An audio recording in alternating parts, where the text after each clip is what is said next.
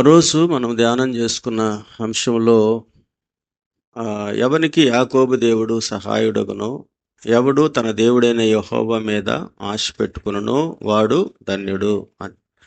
అంటే ధన్యత అనేటటువంటిది భూమి మీద ఎలాగా ఎవరెవరు ధన్యులు అనుకుంటారు, ఎవరెవరు మంచివాళ్ళు, ఎవరెవరు బాగున్నారని అనుకుంటామని చూస్తే కొన్ని విషయాలు మనం ఆ రోజు చూసాము. ఏమండి, ఏదో కొంచెం కుటుంబాల్లో నెమ్మదిగా ఉండడం, మంచి ఉద్యోగము, వ్యాపారము, ఆర్థిక స్తోమత, మంచి పిల్లలు, ఉద్యోగాలు, హోదా, మంచి గృహము, స్థలము, పొలము, ఇవన్నీ ఉంటే వాళ్ళు చాలా భాగ్యవంతులండి. వాళ్ళు చాలా మంచివాళ్ళు. నిజంగా చెప్పాలంటే వాళ్ళు జీవిస్తున్నటువంటి జీవితం చాలా విలువైంది అని మనం అనుకుంటూ ఉంటాం. అలాంటి వాళ్ళ గురించి కూడా మనం చెప్పుకుంటూ కూడా ఉంటాం. కానీ అది లోక సంబంధంగా సరిపోవచ్చు. కానీ దేవుని దృష్టిలో, దేవుని చూపులో అది సరిపోదు. ఎందుకంటే ఈ లోకంలో మనం ఎంత నెమ్మదిని అనుభవించినా ఆత్మకు నెమ్మది లేకుండా శరీరానికి, ప్రాణానికి నెమ్మది ఉండేటటువంటి జీవితం ఎప్పుడు కూడా నెమ్మది అనుకోకూడదు. దేవుని పిల్లలమైన మనలో ఉండాల్సిన లోతైన అనుభవం ఏంటంటే, సాతానుడు మనల్ని మోసగిస్తూ ఉంటాడు. ఆత్మ విషయంలో మెలకువ లేని వారిగా, ఆత్మ విషయంలో శ్రద్ధ లేని వారుగా, భక్తి విషయంలో ఒక మెలకువ కోల్పోయేటట్టుగా అపవాది వాడు కుయుక్తులను ఉపయోగించి ఆయనను ప్రేమించేటటువంటి బిడ్డలను కూడా, ఆయనంటే ఇష్టమున్న బిడ్డలను కూడా ఏదో ఒక విధానాల్లో వాడు బలహీనపరుస్తూ ఉంటాడు. మా వింటున్నారా? వినాలా? వాక్యం మనసు పెట్టి వినాలి. దేవునికి స్తోత్రం కలుగును గాక. మనం ఎరగాలి, మనము దాన్ని ఎరగాలి. నువ్వు రాజకుమారుడుగా, రాజకుమార్తెగా జన్మించవచ్చు, పుట్టుండొచ్చు, కానీ రాజుగా బ్రతకనీడు. దేవుని పిల్లలముగా మనం లోకంలో ఉండొచ్చు, కానీ దేవుని బిడ్డలుగా బ్రతకనీడు సైతానుడు. వాడుకున్నటువంటి భయంకరమైన కుయుక్తి. అందుకే ఆది కాండంలో రాయబడిన మాట, సర్పము తన చేత, అర్థమైందా? దాని చేత అవ్వను ఏం చేశారంట? మోసగించినాడు. అంటే ఎంతో అన్యోన్య సహవాసం, దగ్గరగా ఉండి దేవుడు ఎప్పుడెప్పుడు వస్తాడా, ఎప్పుడెప్పుడు మాట్లాడతాడా, ఎప్పుడెప్పుడు ఆయనతో ఉంటామా అన్నటువంటి ఆ అందమైన ఫ్యామిలీని, చాలా విలువైన, గౌరవప్రదమైన, దేవుని మహిమ కలిగిన ఆ కుటుంబాల్లో చిచ్చుపెట్టాడు కదా. అందమైనటువంటి ఆత్మీయ జీవితాన్ని కలిగిన కుటుంబంలో సర్పము తన యొక్క చేత అవ్వను మోసపుచ్చి, దాన్ని కొరింథీయులకు రాసిన పత్రికలో 11వ అధ్యాయంలో ఆ మాట అన్నాడు దైవజనుడైనటువంటి పౌలు. అది కూడా చదవండి. ఆయన మాట్లాడుతూ, నేను ఇదిగో ఇలాగ మాట్లాడుతున్నాను, దేవాసక్తి చేత మీ యందు నేను ఆసక్తి కలిగి ఉన్నాను. ఏమన్నాడు? సర్పము యుక్తి కాదు, ఏందంట? కుయుక్తి అని అంటే ఏంది? కుయుక్తి చేత అంటే సాతానుడు దగ్గర ఉన్నటువంటి ఆ కుయుక్తి అనేటటువంటి ఆ ఆయుధాన్ని వాడుకొని దేవుని యొక్క విలువైన బిడ్డలను, ఆయన స్వాస్థ్యమైన బిడ్డలను, ఆయన రక్తం పెట్టి కొన్నటువంటి బిడ్డలను, ఆయన పోలికగా, దేవునికి మహిమ కలుగును గాక, దైవజనుడు పౌలు అంటాడు, సర్పము తన కుయుక్తి చేత అవ్వను ఏం చేశారంట? మోసపుచ్చినాడు. అంటే మోసపోయేటటువంటి ప్రమాదము దేవుని బిడ్డలకు ఉంటుందా, ఉండదా? ఉంటది. మోసపోవడం. ఎవడైనా నమ్మకంగా ఉండి మోసం చేసేస్తుంటారు కదా.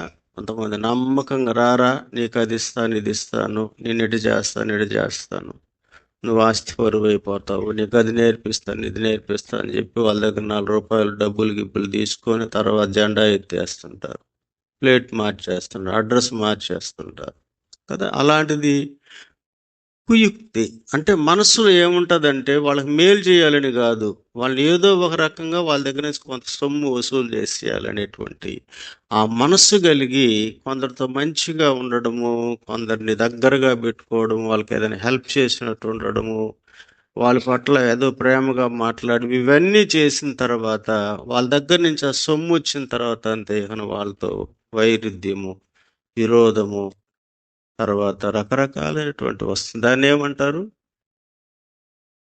ఇప్పుడు సాతానుడు కూడా పౌలు దాన్ని ఎరిగినటువంటి వాడే అంటాడు, సర్పము తన కుయుక్తి చేత అవ్వని మోసపరిచినట్లు మోసపుచ్చి మీలో మీ మనస్సులను చెరపబడి క్రీస్తు ఎడల ఉన్న సరళతలో నుండి, కదా, దేవుని పట్ల మీకున్న సరళత అంటే ఏంటంటే అరమరికలు లేకుండా, కపటము లేకుండా, ఏ విధమైన దోషము లేకుండా సరళతతో దేవునితో ఏకాంతంగా గడిపినాలో ఈ లోకంలో నాకు ఏదున్నా ఏది లేకపోయినా, ఆరోగ్యం ఉన్న ఆరోగ్యం లేకపోయినా, ఏ ఉన్నా లేకపోయినా నా దేవునితో నేను బ్రతకాలి, నా దేవుని దగ్గరికి అనేకులు నడిపించాలి. ఒకవేళ ఎవరు ఏమని అనుకున్నా పర్వాలేదు, కానీ యేసయ్య ప్రేమకు నేను బాధ్యుడిగా బానిసగా బ్రతకాలి అని అనుకునే వాళ్ళని సహితము సర్పము తన కుయుక్తి చేత మోసగిచ్చి దేవునితో బ్రతకనీయకుండా చేసేటటువంటి, దేవునికి దగ్గరకు రానీయకుండా చేసే అనుభవం, దేవునితో నడవనీయకుండా చేసే అనుభవం, బైబిల్ చేత పట్టుకోనీయకుండా చేసే అనుభవం, మోకాళ్ళు వేసి ప్రార్థన చేయకుండా చేసే అనుభవం, దైవ సన్నిధి పట్ల నిర్లక్ష్య వైఖరిని కల్పించడం, ఇవన్నీ పౌలు ఎరిగాడు. అంటే మనమే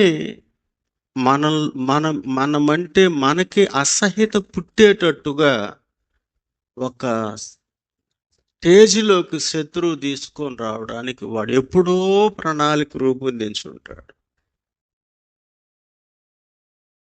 నీకు అర్థమైందా? వాడికి ఎప్పుడో ఒక ఆలోచన, ఒక ప్లాన్ వేసి ఉంటాడు అన్నమాట. చూడండి, వాళ్ళు అక్కడ ఏడో వేసి ఉంటాడు, గింజలు ఏడు జల్లు ఉంటాడు. దయచేసి వినండి, వాళ్ళు ఎక్కడో ఉంటుంది, గింజలు 7 ఉంటాయి. 4 గింజలు ఏరుకున్న తర్వాత కొంచెం అట్ట దూరంగా జల్లి ఉంటాడు.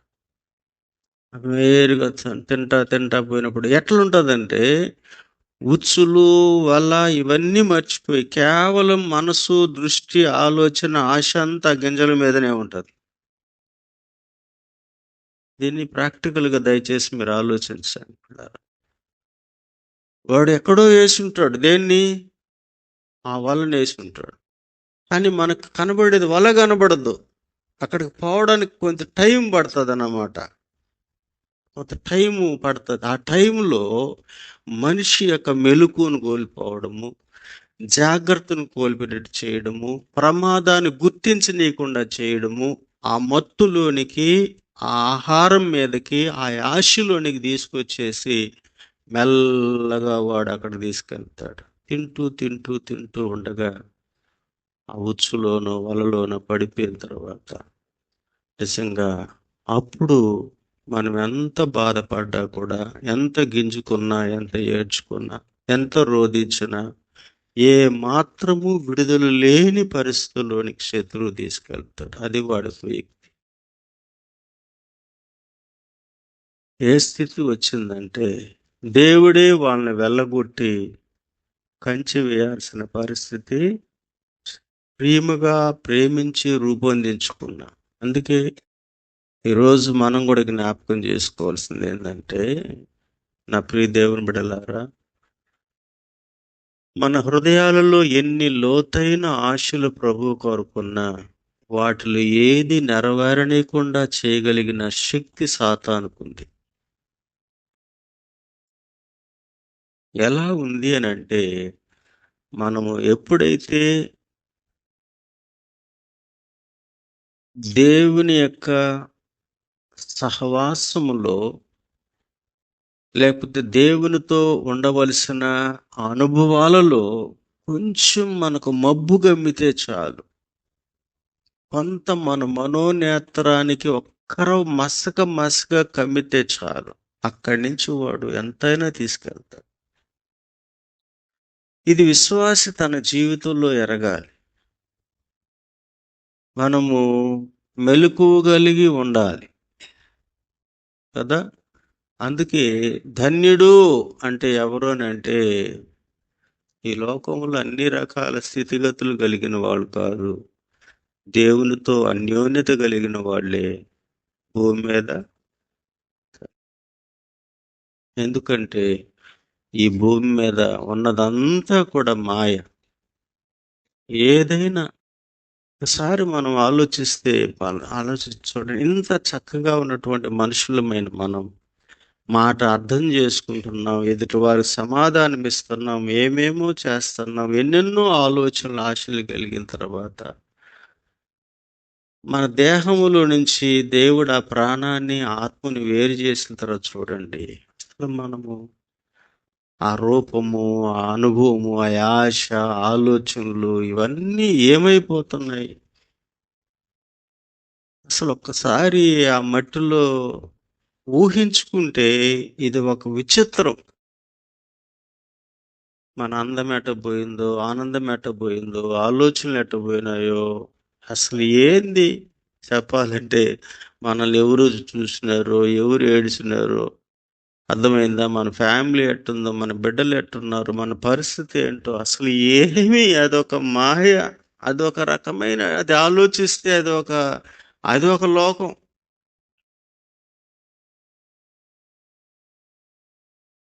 అందుకే యెహోవాను తమకు దేవుడుగా కలిగిన జనులు స్తోత్రం కలుగునుగాక కదా. ఎవరు ధన్యులు? యెహోవాను దేవుడుగా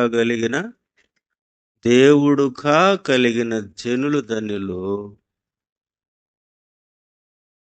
ఇంకొకటి అంటే, ఇప్పుడు యెహోవా మనకేమయ్యాడు? ఇప్పుడు మనకు ఆయన ఏమై ఉండాలా? ఆయనకు మనం ఏమై ఉండాలా? మనకు ఆయన దేవుడయ్యాడు, మనము ఆయనకు ప్రియమైన బిడ్డలమై దాన్నే సహవాసము అన్నాడు. కొరింథీ 1:9 అదేగా చదువుకున్నాం ఆ రోజు. చూడకుండా చెప్పండి అమ్మా.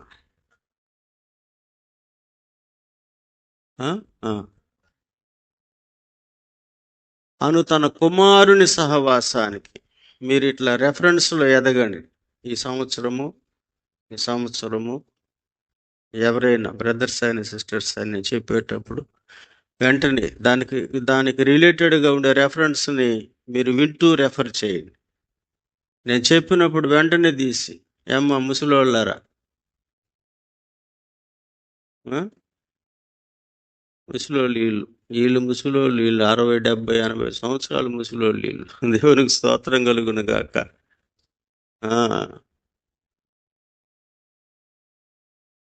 ఎంత రోషం అమ్మో, ఎంత రోషం అంటే నాకు గుర్తుకొస్తుంది. ఎవరన్నా ఏమన్నా అన్నయ్యమే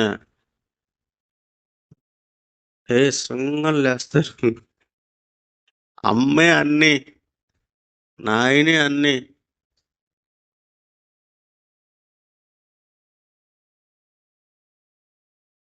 చూసారా కాలిపోవాళ్ళు. అమ్మాయినా నాయనైనా బూడిదైపోవాలి, అట్టొస్తుంది. ఏంది ఏడుండాలి రోషము? తోటి దగ్గర చూపించాల. స్తోత్రం. నువ్వు వాక్యంలో చూపించు, ప్రార్థనలో చూపించు, చదువులో చూపించు, మంచి పద్ధతిలో చూపించు, ప్రేమలో చూపించు, పరిచయంలో చూపించు, గౌరవించడంలో చూపించు, మర్యాదించడంలో చూపించు, లోబడ్డంలో చూపించు, విధేయత చూపించడంలో చూపించు. ఇందులో రావాలా రోషం, దేంట్లో రాకూడదు. నన్ను కానీ అట్ట అన్నావు అనుకో, ఓయమ్మో.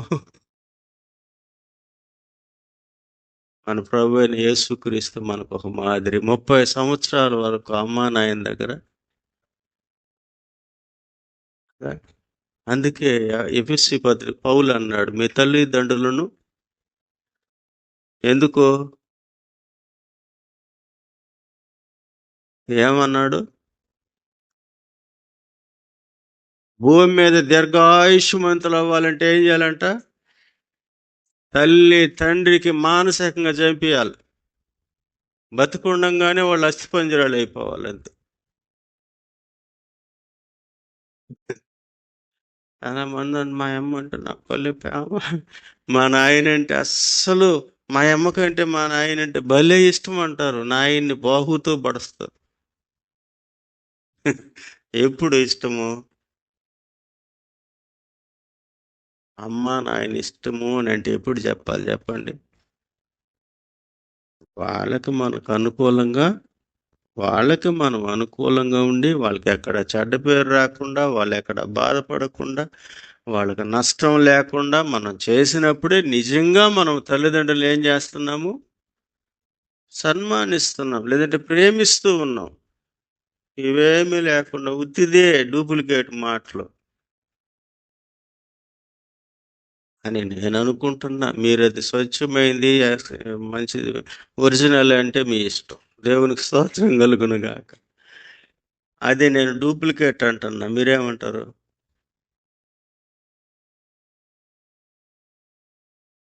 చెప్పండి. తన తండ్రిని సంతోషపరిచేవాడు జ్ఞానవంతుడైన కుమారుడు. పరలోక తండ్రిని సంతోషపరచాలా, భూలోకంలో ఉన్న తల్లిదండ్రులు కూడా మనం ఏం చేయాలా, సంతోషపరచాలి. ప్రభు మనకు నేర్పించిన మాదిరి అండి అది కదా. అందుకే యాకోబు అన్నాడు, యేసేపు బ్రతుకున్నాడన్న సంగతి ఆయన తెలిసిన తర్వాత యాకోబు నిండు మనసుతో ఒక మాట అన్నాడు, అది చెప్తారా మీరు? అయ్యా నీ కొమ్ముడు పొడుగు బతుకున్నాడు, ఐగుప్తులు ఏళ్తారు, నెతకుతారు ఇంకా ఏయ్ కన్యకు గర్భవతి ఎక్కువ అయిందండి, వాళ్ళు ఏం చెప్పిన జ్ఞానులు వచ్చి హేరోదు రాజు దగ్గర,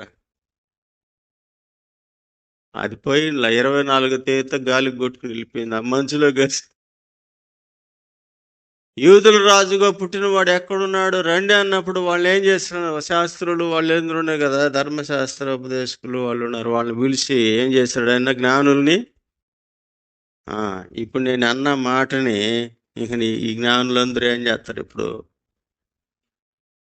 తిరగేసి అది తిరగేసి అది చేసి ఇది చేసి అప్పుడు వచ్చి కూర్చొని అది అంటారు, మనసులో ఉంటే కదా. అంతే చాలు అన్నాడు, నా కొడుకు బ్రతుకున్నాడా, ఇక నేను చచ్చిపోయినా కూడా మేలే అన్నాడు. ఎప్పుడు వస్తుంది ఆ మమకారం? అంత ప్రేమ సంపాదించుకుంటే, హల్లెలూయా. అలాగా ఒకవేళ మా డాడీ బాధపడతాడేమో, మా మమ్మీ బాధపడతాడు, నా దేవుడు బాధపడతాడు. ఆ జ్ఞానం, ఆ సెన్స్ మనకు ఉండాలి. ఎదుటి మనిషిని, నా ప్రియ దేవుని వడలారా, మన క్షేమం కొరకు ఆశపడకపోతే అది నిజమైన ప్రేమ కాదు. ఎదుటివాని యొక్క క్షేమం కోసం ఆశపడకపోతే అది అది ప్రేమే కాదు. అందుకే రండి ఇప్పుడు వాక్యంలో నుంచి మనం ఆలోచిస్తే దేవుని యొక్క లేఖనం చాలా క్లియర్గా ఉండేది. ఆయనతో సహవాసము, తన కుమారుని సహవాసానికి మిమ్మల్ని పిలిచిన దేవుడు నమ్మదగిన దేవుడు. అందుకే ఎవరికి దేవుడు తోడై ఉంటాడు, ఎవరికి సహాయం చేస్తాడు అని అంటే, దేవునితో మనకు ఉండవలసిన సహవాసము, దాన్నే ఫ్రెండ్షిప్ అనుకున్నాం. అబ్రహాముని గురించి ధ్యానం చేశాం కదా. అబ్రహాముని వాళ్ళు ఏం చేసి, అబ్రహాము దేవుణ్ణి స్నేహించినాడు. దానికి ఒక రెఫరెన్స్ కూడా మీకు చూపిస్తాను రండి నా ప్రియులారా. యెషయా గ్రంథము 41:8 చదవండి, పిల్లలు చదవాలి. తప్పు చదవబాక. నా స్నేహితుడైన అబ్రహాము సంతానమా అని దేవుడే మాట్లాడాడు. యెషయా ప్రవక్త ఇలాగ అంటున్నాడు, నా స్నేహితుడైన అబ్రహాము సంతానమా. ఏమండి, ఇప్పుడు అబ్రహాం, నా స్నేహితుడైన అబ్రహాము సంతానమా అని దేవుడే చెప్పడంలో, వినండి అమ్మా, ఏమండి, నా స్నేహితుడైన అబ్రహాము సంతానమా అని దేవుడు సగర్వంగా ఎంతో ఎంతో ఏమండి గొప్పగా అబ్రహాముని చూపిస్తూ మాట్లాడుతూ ఉన్నాడు. ఎవరు? ఇది ఎక్కడ ప్రారంభమైంది? ఈ స్నేహము ఎక్కడ ప్రారంభమైంది?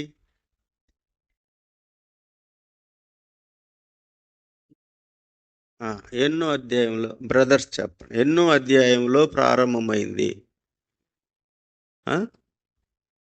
12వ అధ్యాయంలో ప్రారంభమైంది. Very good. ఆదికాండం 12 అంటే ముందుగానే దేవుడు పిలిచాడు. 11వ అధ్యాయంలో పిలిచినాడు. వాళ్ళు వాళ్ళ నాన్నగారు చనిపోయేంత వరకు హారాన్లో వచ్చి వాళ్ళు ఉన్నారు. చనిపోయిన తర్వాత కొద్ది కాలానికి ఏమంటే మనకు ఆ పిలుపు కనబడుతుంది. 12వ అధ్యాయంలో పిలుపు కనబడుతుంది. అని వాళ్ళు ప్రయాణం చేసుకుంటూ వచ్చారు. హూరు అనేటటువంటి ప్రాంతము, మెసపతోమియాలో ఉన్న హూరు, అది అపోస్తుల కార్యాల గ్రంథంలో స్టెఫను మాట్లాడతాడు. దయచేసి వినండి వాక్యాన్ని. అందరికీ జ్ఞానం ఉంది, అందరూ వినగలరు, అందరూ ఆలోచించగలరు. ఇక్కడ ఎవరు ఏమండి మతి స్థిమిత లేని వాళ్ళం ఎవరూ లేము. మనకందరికీ దేవుడు ఏదో కాస్త కొంత జ్ఞానాన్ని ఇచ్చినాడు, ఆలోచన ఇచ్చినాడు, వివేకాన్ని ఇచ్చినాడు. దయచేసి వినండి. ఇది మీకు, మీ కుటుంబాలకు దీవెనకరంగా ప్రభు చేయాలని నేను ఆశపడుతూ ఈ వాక్యాన్ని మీ మధ్యలో తీసుకుంటున్నాను. మనం జ్ఞాపకం చేసుకుంటే, నా ప్రియమైనటువంటి దేవుని బిడ్డలారా, ఈ స్నేహం ఎక్కడ ప్రారంభమైంది అంటే మనకు కనబడేటట్టుగా అక్షరార్థంగా మనకు ఆదికాండం 12వ అధ్యాయంలో ప్రారంభము స్నేహము. అబ్రహాము దేవునితో ప్రారంభము.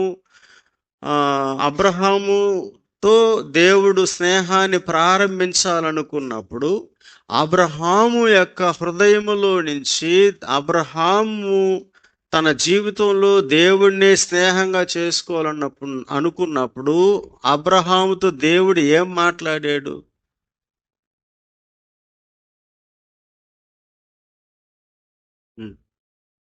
హుషారుగా ఉండండి, యాక్టివ్గా ఉండండి, సరేనా? ఆదివారం పూట హుషారుగా ఉండండి. మిగతా సోమవారం నుంచి కాదు, ఇప్పుడు యాక్టివ్గా ఉండండి. దేవుడు అన్నాడు అబ్రహాముతో, చదువు.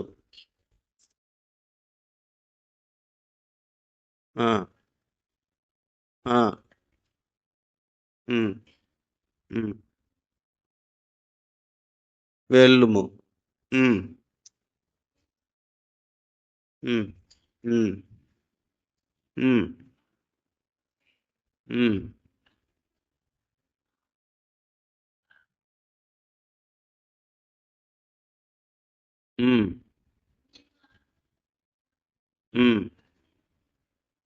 ఆశీర్వదించేదను.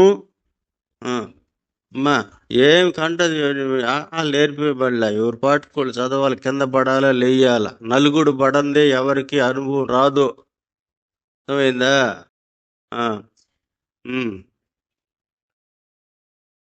సమస్త నీ యందు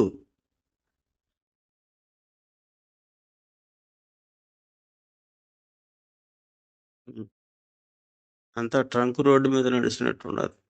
ఈ రాయి మీద ఆ రాయి మీద ఆ రాయి మీద పడి లేచే లోపల హల్లెలూయా అట్టో ఇంకోసారి పర్ఫెక్ట్ అయిపోతాం. నేను ఒకటే అంటున్నా, ఒక్కటే గుర్తుపెట్టుకోండి బ్రదర్స్ అయినా సిస్టర్స్ అయినా, ఎవరు బాగా నలుగుతారో వాళ్ళే సువాసన పడతారు. ఎప్పుడు జీవితంలో జ్ఞాపకం చేసుకోండి, ఎవరు బాగా నలుగుడు పడతారో వాళ్ళ దగ్గర చాలా నేర్చుకోవచ్చు. సునాయాసంగా గాజు పెట్టిలో ఉంటారు చూడు బొమ్మలో ఉండకూడదు.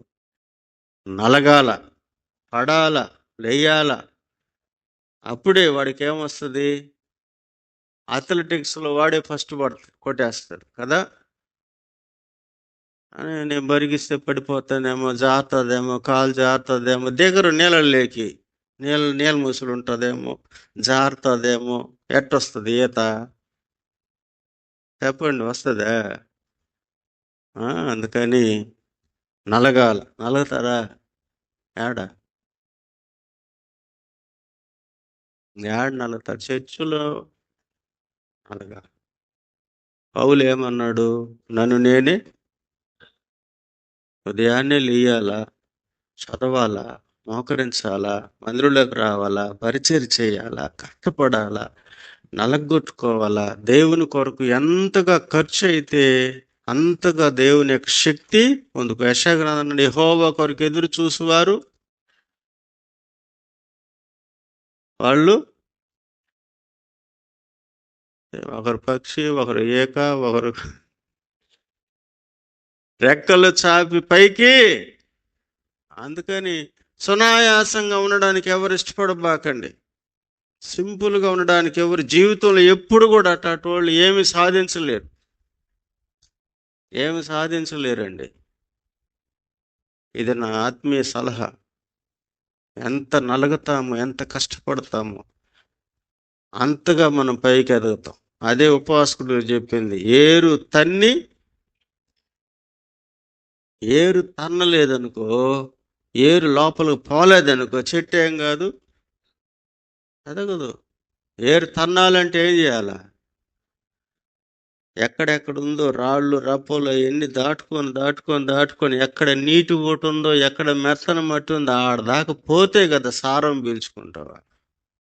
జీవితంలో అది సంపాదించుకోవాలండి. కష్టపడ్డాము, శ్రమపడ్డాము, ప్రయాసపడ్డాము అన్నటువంటి మన జీవితంలో ఉండాలి. సులభంగా ఉండకూడదు, సునాయాసంగా ఉండకూడదు.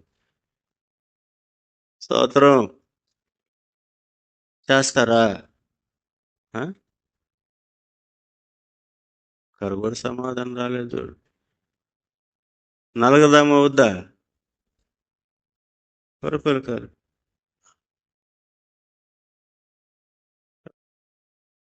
నడి మంచం మీద కూర్చొని ఏమో ఎడకదా ఏందా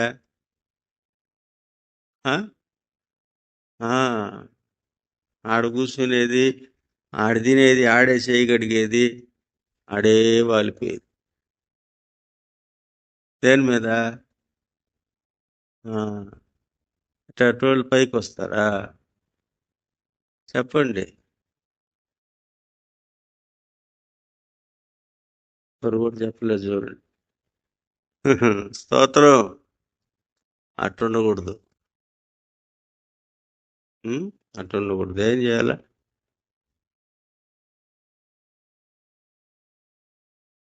నిజంగా మనిషికి ఉన్నట్టు లక్షణం ఉదయాన్నే లేచి తన దినచర్యను ఏం చేయాలి? ఆడ మనిషికి 31వ అధ్యాయంలో రాస్తాడు సామెతల గ్రంథంలో, ఎన్ని గంటలకు లేస్తుందని. తొందరగానే 9:30కి లేచి. లేదు, తప్పది. మీరు చెప్పేది మీ బైబిల్ అట్లున్నదేమో. చదవండి, పుష్పలత చదువుతుంది. 31వ అధ్యాయం సామెతల గ్రంథము. అట్టే సంవత్సరాలుగా మీరు ఆ విధంగానే ఉంటాయి అట్ట.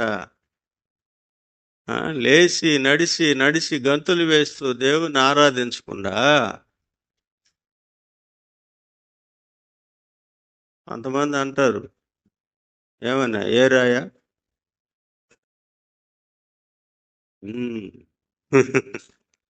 చదవండి జస్ట్ 31వ అధ్యాయంలో పుష్పలత సిస్టర్ చెప్పిన. ఎవరు పుష్పలత సిస్టర్ ఉన్నారు ఈడ? ఎంతమంది ఉన్నారు ఈడ?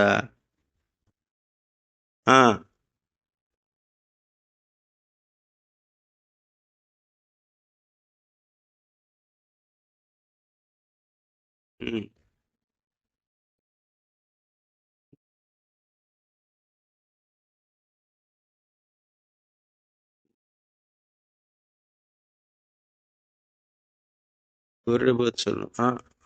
ఆమె పెందల కడనే లేచి అనే మాట చదువు. 15వ ఆ! హ్మ్. హ్మ్. ఎందుకంట చీకటితోనే ఈరోజు చెప్పండమ్మా ఎంతమంది చీకటితో లేచినారు? చీకటితో లేచినోళ్ళు దయచేసి మీ బంగారు చేతులెత్తండి.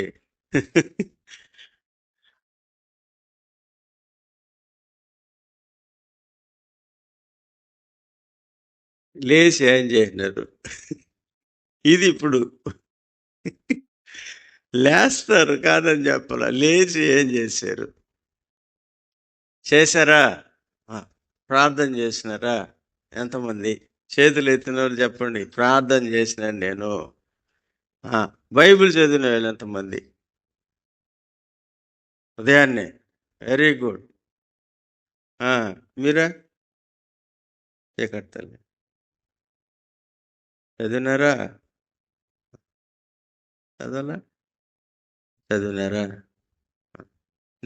నేను కూడా దానికి ఎలిజిబుల్. నేను కూడా చీకటితో లేచా. నేను ఎత్తిన తర్వాత మీరేంది ఎత్తేది? నేను లేపితే లేచినావు నువ్వు. ఆ? వాళ్ళు ఎత్తున్నారని ఎత్తినా నువ్వు కూడా. ఏదో చెప్పు. హల్లెలూయా. ఆ? సరే, మంచిది. ఊరికే ఎట్లా అన్నానులే నవ్వుకోవడానికి. కొంచెం అందరిని అలర్ట్ చేయడానికి నిన్ను వాడుకున్నా. దేవుని స్తోత్రం కలుగును గాక. చీకటితోనే లేచి ఆ, ఏం చేస్తారంట? ఉన్నది శుద్ధంగా వండుకొని తినేసి కొండలో నీళ్లు పోసేసి. ఉందా బైబిల్లో? చెప్తున్నాను. దేహాన్ని అంటే సరే వచ్చేయండి, వాక్యంలోకి వచ్చాను. మనం అప్పుడప్పుడు అట్లా పక్కకి వెళ్తున్నాము. ఇప్పుడు ఏం చెప్తున్నాను చెప్పండి. ఎందుకు వచ్చింది?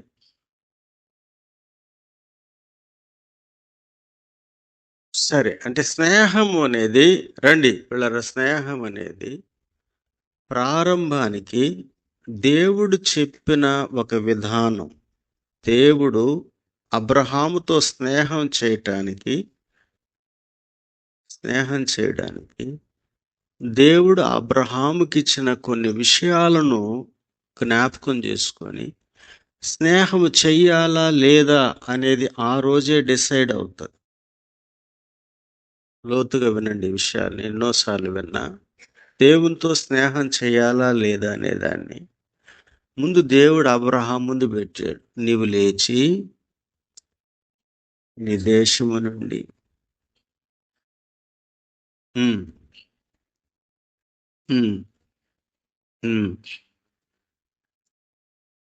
వెళ్ళు, అప్పుడు నిన్ను గొప్ప జనంగా చేస్తాను, ఆశీర్వదిస్తాను, నువ్వు ఆశీర్వాదకరంగా ఉంటావు, నేను దీవించేవారిని దీవిస్తాను, నేను శపించేవారు శపింపబడతారు అని దేవుడు అబ్రహాముతో స్నేహం చేయటానికి అబ్రహాముకి ఇచ్చినటువంటి విధి విధానాలను మనం ఆలోచిస్తే, అబ్రహాం ఆ రోజు పూర్తిగా తన జీవితం అంతట్లో ఆలోచించుకొని ఆయన 5వ వచనంలోకి వచ్చినప్పుడు ఒక మాట ఉంటుంది, చదవండి. ఉమ్, ఉమ్. తాను సంపాదించిన యావదాస్తిని వెంట పెట్టుకొని తాను ఆర్జించిన దేవుడు అతనితో చెప్పినట్టు అనే మాట ఏడా?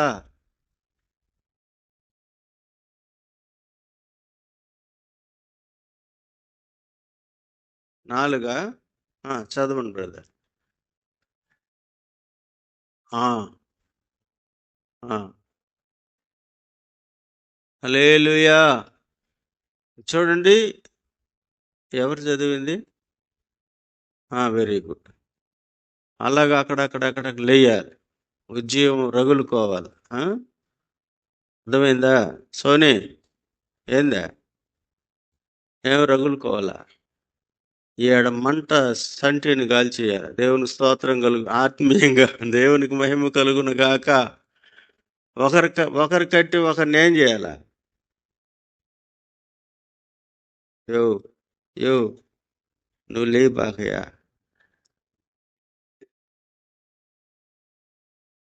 నువ్వు లేచేసినావు అనుకో, మళ్ళీ నేను లేయాల్సి వస్తుంది.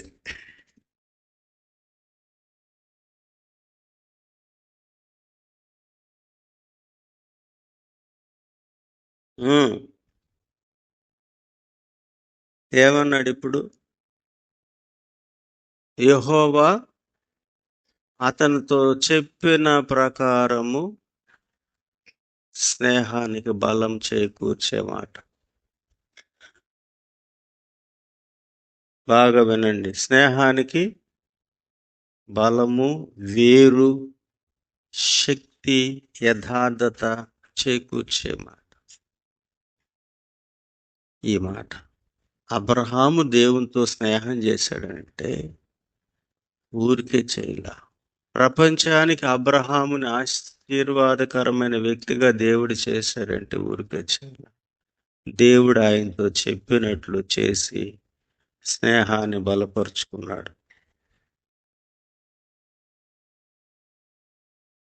అందుకే ఇప్పుడు ఒక మాట రెండు చూద్దాము.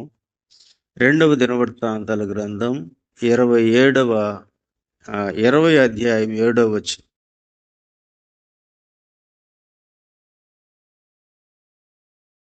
2వ దినవృత్తాంతాల గ్రంథం 27. యెహోషాపాతు ప్రార్థన చేస్తూ ఈ మాట చెప్పి ప్రార్థన చేస్తాడు.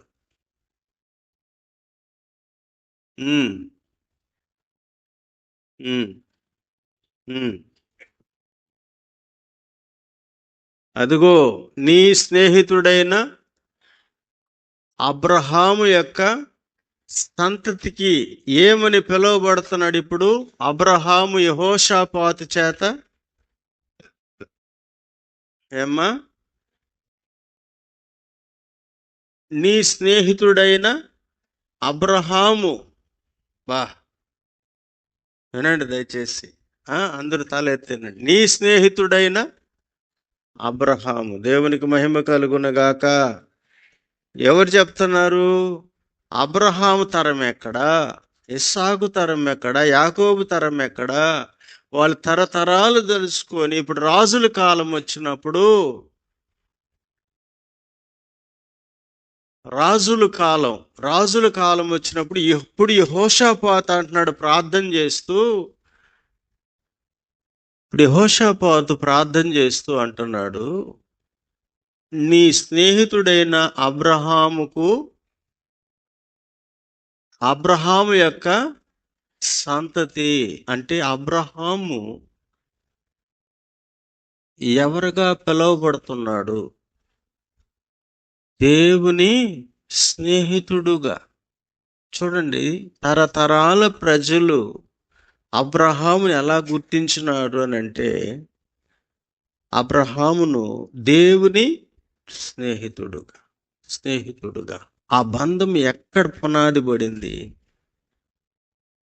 ఆదికాండం 12వ అధ్యాయంలో నా జీవితానికి పునాది ఎక్కడ పడింది?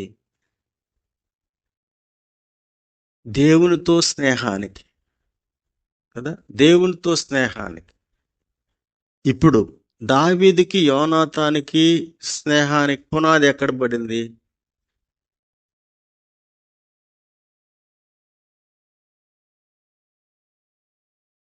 సరే, ఆయన వచ్చి దావీదు సౌలుతో మాట్లాడుతూ ఉంటే అతని మాటలన్నీ వింటూ ఉన్నప్పుడు యోనాతాను హృదయము దావీదు హృదయముతో ఏమైందంట? కలిసిపోయిందంట. వెంటనే ప్రాణ స్నేహితుడుగా ఆ పునాది చూడండి, ఆ బంధం చూడండి. ఈరోజు మనం కూడా జ్ఞాపకం చేసుకోవాలి ఒక్క మాట. ఎవరిని మనం తప్పు అనుకోవడానికి లేదు. పునాది బాగా లేనటువంటి ఏ కట్టడము నిలబడదు.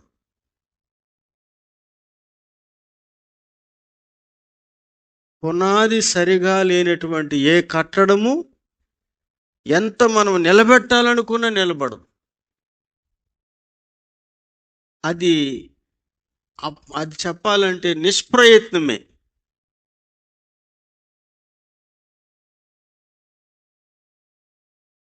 దాని మూలంగా ప్రయాస తప్ప ఫలం ఉండదు. వాక్య సంబంధంగా మనం చూస్తే, నా తండ్రి నాటని మొక్క నిలవదు అన్నాడు. నా తండ్రి ఆకర్షించకపోతే వారు నా యొద్దకు రారు అని వాక్యం డిక్లేర్గా చెప్తా ఉంది, ఖచ్చితంగా చెప్తా ఉంది.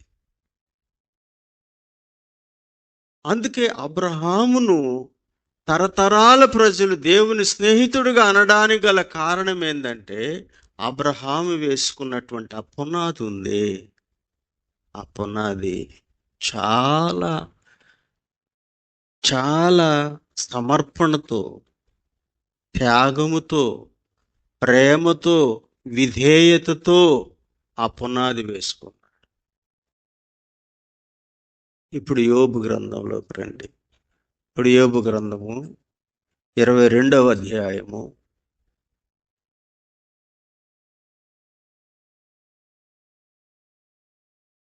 22వ అధ్యాయము 21 నుంచి 22, 23 వచనాలు. ఆయనతో అంటే ఎవరితో? దేవునితో సహవాసము చేసిన ఎడల వినాలి. వినండి అమ్మా. అక్క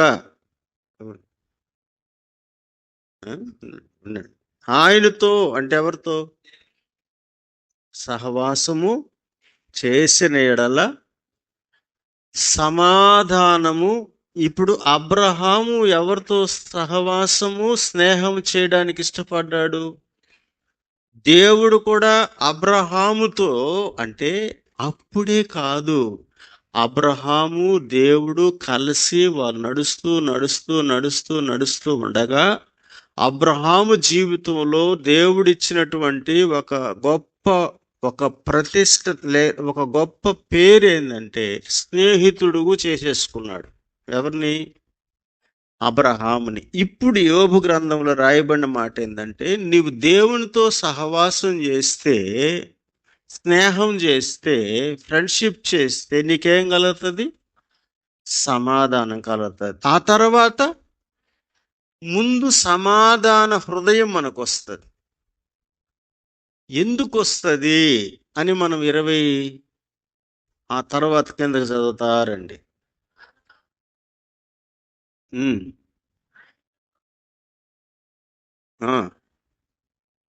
చూడండి, స్నేహానికి ముందు స్నేహం బలపడాలంటే మనలో ఉండవలసిన ఒక విషయాన్ని ఇక్కడ మాట్లాడుతుంది వాక్యము.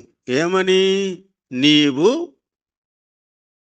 ఆయన ఉపదేశమును, ఆయన నోటి ఉపదేశమును నువ్వేం చేయాలా? అవలంబించు. వినండి, తలెత్తేనండి. ఆయన నోటి ఉపదేశం. అయ్యా తీసారా? మీరు కూడా తీసినారా? తీస్తే మీకు కూడా అర్థమవుతుంది. ఒక బిడ్డ, ఒక విశ్వాసి దేవునితో ఫ్రెండ్షిప్ చేయాలని, దేవునితో సహవాసం చేయాలని, దేవునితో కలిసి నడవాలని తీర్మానించుకున్నప్పుడు ఆ వ్యక్తికి మొట్టమొదట రావాల్సిన అనుభవం, అబ్రహాము జీవితం ఎలా ప్రారంభమైందనంటే, నీవు లేచి 4వ అధ్యాయం 4వ వచనములో మనకు చూసుకున్నట్లు, దేవుడు ఆయనతో చెప్పిన ప్రకారము అబ్రహాము లేచి వెళ్ళెను. అంటే దేన్ని తీసుకున్నాడు ముందు? ఎవరి ఉపదేశం అది? దేవుని నోటి ఉపదేశము. ఎప్పుడు కూడా మాట కలిస్తేనే మనసు కలుస్తుంది. మనసు కలిసినప్పుడే మనుషుల మధ్య స్నేహం బయలుదేరుతుంది. హల్లెలూయా. ముందు ఏం కలవాలా? దేవుని మాట, మానవుని మాట, రెండు ఏకమవ్వాలి. ఇదే పునాది.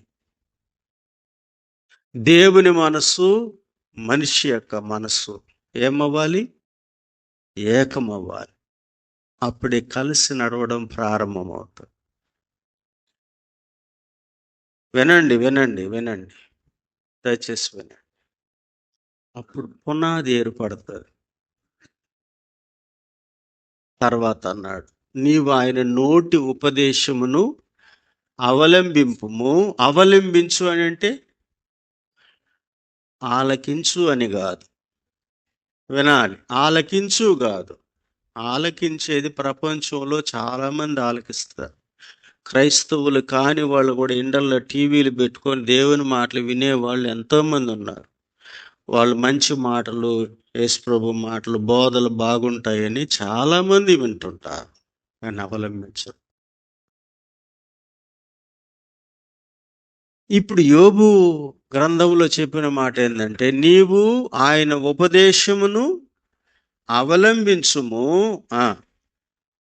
ఒక్కరు చదవండమ్మా. ఆయన మాటలను, అదిగో, హల్లెలూయా. అబ్రహాం, నువ్వెక్కడికి బయలుదేరుతున్నావంటే ఏం చెప్పుంటాడు?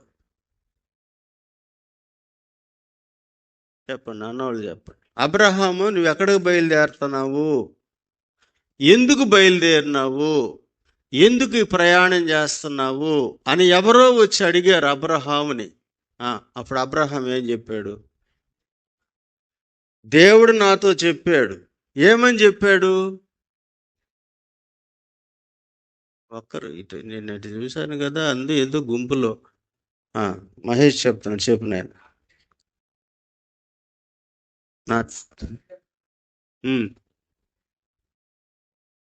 వెళ్ళమన్నాడు, అందుకని నేనేం చేస్తున్నాను?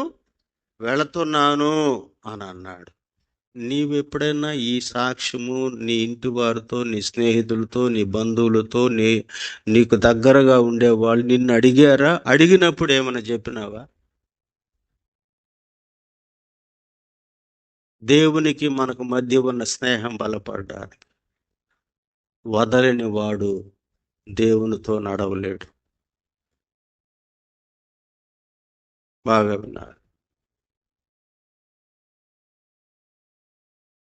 ఉపదేశాన్ని అవలంబించడం అని అంటాడు, హృదయములో ఉంచుకోవడం. ఏముంచుకున్నాడు ఇప్పుడు?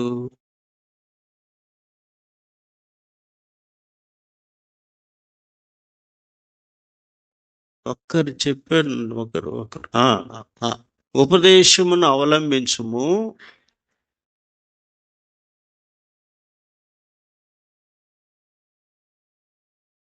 చదువు పండు.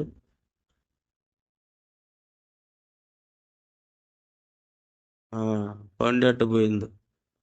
సరే, ఏదో ఒకటి చెప్పారు. స్తోత్రం కలుగును గాక. ఆయన మాటలను నీ హృదయములో ఉంచుకునుము అన్నాడు. అవలంబించుము, ఎప్పుడు దాకా?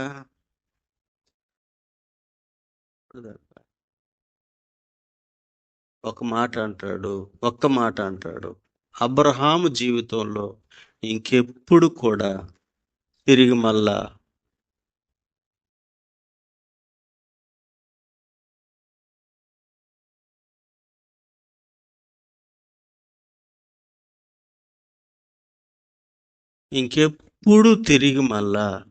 ఆయన వదిలి వచ్చిన ఊరికి పోలే. ఎవరు? నీకు అర్థమైందా? స్నేహం ఎట్ట బలపడింది? అబ్రహాం మనసు, దేవుని మనసు కలిసినాయా? అబ్రహాం మాట, దేవుని మాట ఏకమైనాయా? అబ్రహాం చూపించిన స్థలం కాకుండా తన ఇష్టానమైన స్థలాలకి అబ్రహాం వెళ్ళాడా? ఆయన చెప్పంది కాకుండా ఏదన్నా చేశాడా? ఇంకొక మాట, ఎలియాజరుతో కూడా ఏమన్నాడంటే, నువ్వెళ్ళి తీసుకురా, నేను రానన్నాడు.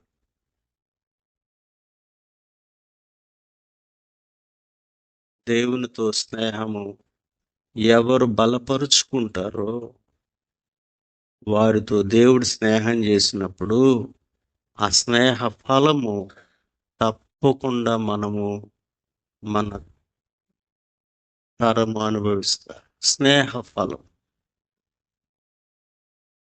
తర్వాత దిగండి, కిందకి దిగండి. చదువు గ్లోరీ.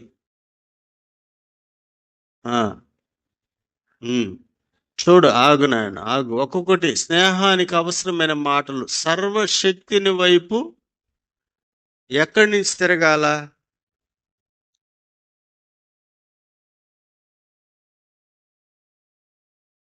నువ్వు ఆల్రెడీ దేనితో బంధింపబడి ఉన్నావో ముందుగానే దేనితో మనం ఒడంబడిక చేసుకున్నామో, ముందుగా ఏవి మన హృదయాల్లో బలముగా నాటుకుని ఉన్నాయో, ముందు నుంచి మనం దేని చూస్తున్నామో దాన్ని వదిలి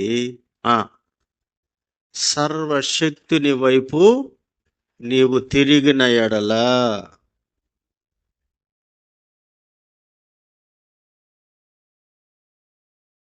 హల్లెలూయా. ఎవరి వైపు అంట? సర్వశక్తిని వైపు. బాగా వినండి, రాత్రి కూడా ఈ మాట అన్నాను. నయోమి బెత్లెహేం వైపు చూస్తుంది.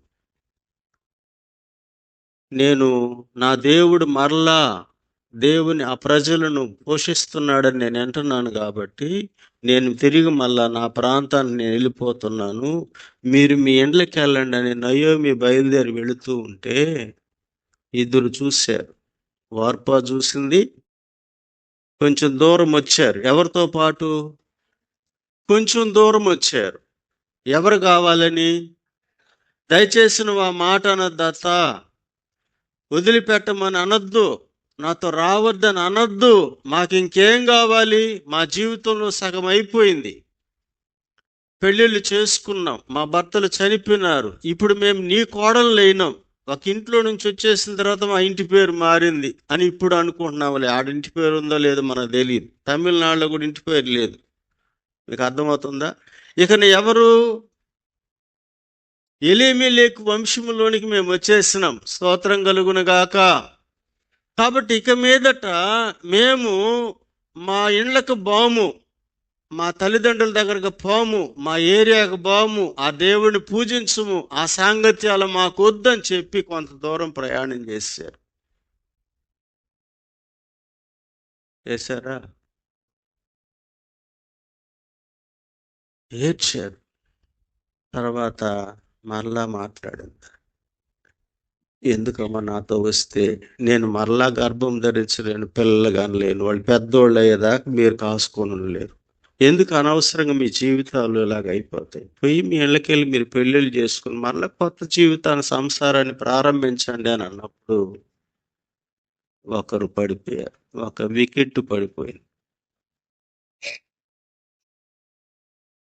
అంటే కొద్ది కాలమే స్నేహం. 10 ఏళ్ళు అత్తతో ఉన్నారు కానీ సరైన నిర్ణయం తీసుకొని వదిలిపెట్టి రావాల్సినప్పుడు వదలలేకపోవడం మూలంగా తిరిగి మళ్ళా వెనక్కి ఓర్ప. స్నేహంలో బలము లేదు, స్నేహ ఫలము కూడా ఆమెకు అందలేదు. లోతుగా ఉండండి. స్నేహములో బలము లేకపోవడం వల్ల దేవుని స్నేహ ఫలము కూడా తనకు అందని. అందుకే ఈ లోక స్నేహము దేవునితో వైరమని మీరు. ఇదేంది లోక స్నేహం అంటే? ఏంటి? లోకం పోయే రంగులు, లోకం పోయే హంగులు, లోకంలో ఉన్న విచ్చలవిడతనం, లోకంలో ఉన్నటువంటి జల్సాలు, లోకంలో ఉన్నటువంటి కులాస, లోకంలో ఉన్నటువంటి హావభావాలు, ఇవన్నీ లోకమే.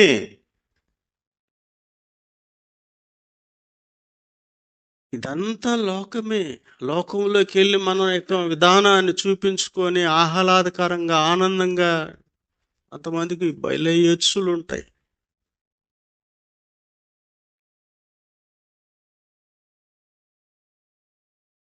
హెచ్చలికారితనం అనేది పోదు.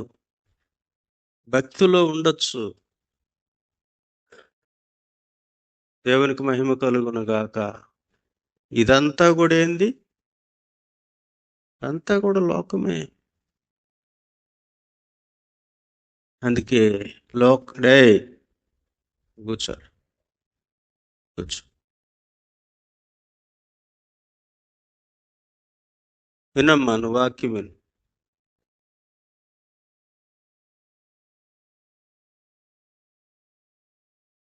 ఈ లోక స్నేహము దేవునితో వైరమని మీరు ఇప్పుడు ఏ స్నేహాన్ని కట్ చేసుకునేది రూతు?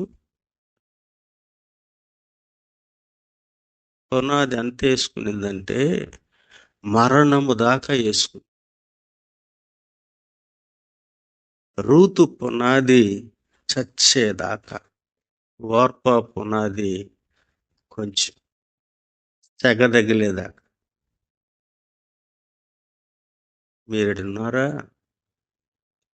హల్లెలూయా. కొంచెం సెగ తగిలింది, కొంచెం వేడి తగిలింది, వెంటనే అత్తకు ముద్దు పెట్టి బెత్లెహేముకు టాటా చెప్పి మోయాబు వైపు పరుగులు ఎత్తేసి.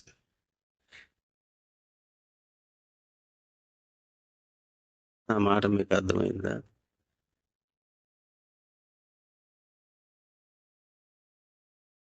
అందుకే ఆయన అంటాడు, దేవుని నోటి ఉపదేశమును అవలంబించు, ఆయన మాటలను.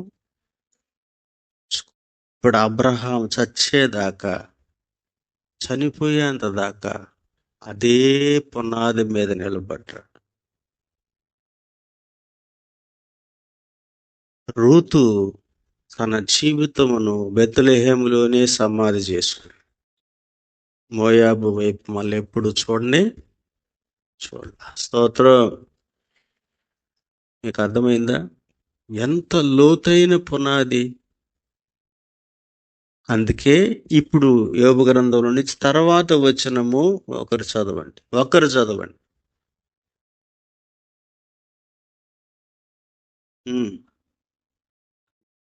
అర్థమయ్యేటట్టుగా. నీ గుడారములో నుండి దుర్మార్గమును దూరముగా, అంటే బాగా అర్థం చేసుకోండి. గుడారము అనేది ఇంటికి మన మన మన మన హృదయానికి సంబంధించి. గుడారం అనేది మన ఇల్లు కావచ్చు, మన హృదయము కావచ్చు.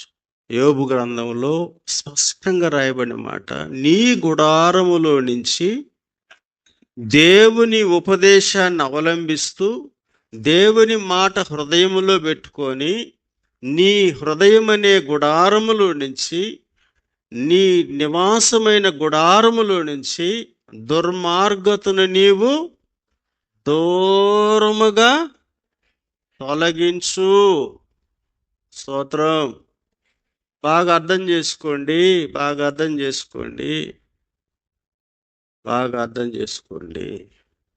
చెడ్డ స్నేహితుల దగ్గర నుంచి మనం ఎంత దూరంగా పోతే అంత మేలు.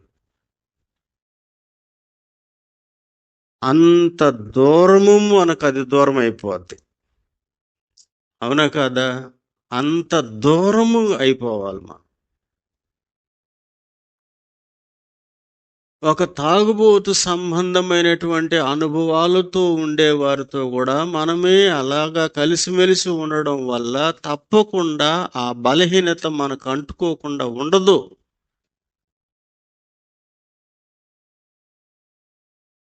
నోరు తెరిస్తే అపవిత్రమైనటువంటి మాటలు మాట్లాడుతున్నటువంటి వారితో కూడా మనం ఉన్నప్పుడు వింటూ ఆ మాటలు మనకు రాకుండా అంటే బైబిల్ సెలవిచ్చే మాట, దుష్ట సాంగత్యము మంచి నడవడికను, మంచి ప్రవర్తనను, మంచి హృదయాన్ని, సరళతను ఏం చేస్తుందంట? ఏది? దాన్నే దుర్మార్గత. ఏమండి? దాన్నే దుర్మార్గత. నీ గుడారములో నుంచి, నీ హృదయములో నుంచి దాన్ని నీవే దూరముగా ఒకటి అది తొలగకపోతే మనమన్నా తొలగాలి. హల్లెలూయా. అందుకే జ్ఞాపకం చేసుకోండి, అబ్రహాముతో దేవుడు హెచ్చరిక చేసినప్పుడు అన్నాడు, బాగా వినండి, లోతును ప్రేమగా ఎంచి ప్రేమించి తీసుకొచ్చుకున్న అబ్రహాం అన్నాడు, నీ పశువుల కాపర్లకు నా పశువుల కాపర్లకు విరోధం ఉంది, కలహం ఉంది. మనం ఇద్దరం బంధువులం కాబట్టి మన మధ్య ఎలాంటి భేదాభిప్రాయాలు ఉండకుండా ఉండునట్లుగా నువ్వెక్కడున్నా క్షేమంగా ఉండాలి, నేనెక్కడున్నా క్షేమంగా ఉండాలి. కాబట్టి నువ్వు ఏ దిక్కుకు వెళ్తావో ఇల్లు, నేను ఆ దిక్కులో నేను నీకు ఇష్టం వచ్చిన దిక్కుకు నీ వెళ్ళు అని దేవుడు అబ్రహాము ఎవరితో మాట్లాడాడు? వినండి వినండి, వింటున్నారా? మాట్లాడాడు. అప్పుడు లోతు తన కన్నులెత్తి చూశాడు. వింటున్నారా? లోతు తన కన్నులెత్తి చూసి సొదొమ గొమొర్రా ప్రాంతాన్ని కోరుకున్నాడు. ఎందుకంటే అది చాలా ఉన్నతమైనదిగా, ఏదైనా తోటలాగా, నీళ్లు పారు దేశముగా పచ్చగా కనబడిపోయింది. వింటున్నారా బ్రదర్? వింటున్నారా? లోతు కన్నులకు ఎట కనబడిందంట? పచ్చగా, అందమైనదిగా, అది దీవించేదిగా. అక్కడ ఆయన బిడ్డలు, ఆయన కుటుంబము సుఖ శాంతులతో క్షేమముతో ఉండేటట్టుగా ఏదైనా తోట అనే పేరు కూడా ఉన్నట్టుగా భావించి ఎవరిని వదిలి వెళ్ళాడు? బాగా వినండి, అబ్రహామును వదిలి వెళ్ళిపోయినాడు. తర్వాత అబ్రహాము నీ వదిలి వెళ్ళిన తర్వాత లోతు జీవితంలో ఎన్ని కష్టాలు వచ్చినాయో, ఎన్ని నష్టాలు వచ్చినాయో, ఎన్ని ఓటములు వచ్చినాయో, ఎన్ని అవమానాలు వచ్చినాయో, ఎంత శాపము, ఎంత భయంకరమైన నష్టము లోతు కుటుంబాన్ని ఆవరించిందో మనకు బైబిల్లో స్పష్టంగా రాయబడి ఉంది. దాన్ని మనం చెప్పాల్సిన అవసరం లేదు. కారణము ఎందుకనంటే జ్ఞాపకం చేసుకోండి పిల్లరా. అయితే అబ్రహాము అలాగా నిలబడి ఉన్నాడు.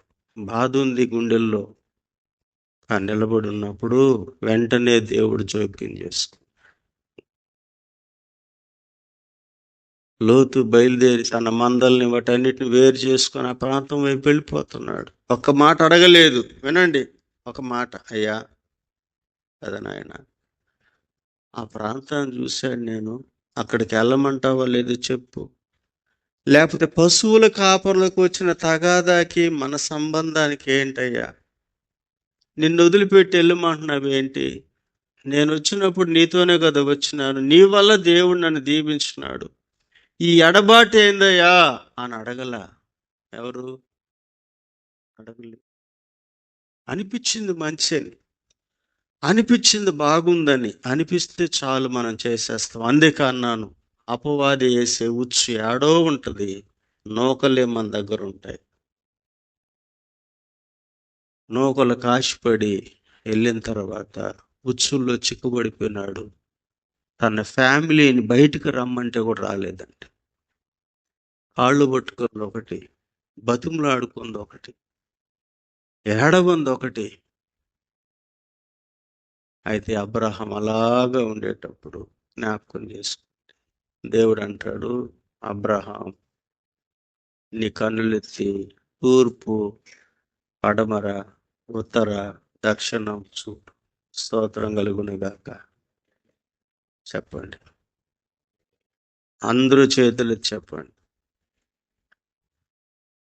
ఎందుకో తెలుసా? దేవుని వైపు చూస్తూ, ప్రభువా నన్ను ఎక్కడికి వెళ్ళమంటావు ఏంటి అన్నప్పుడు అంటాడు అబ్రహాంతో, దేవుడు మాట్లాడతాడు, నీ కన్నులెత్తి 4 దిక్కులు చూడు, ఈ దేశాన్ని నేను నీకు స్వాస్థ్యంగా. చూసారా స్నేహబంధం ఎలాగుందో?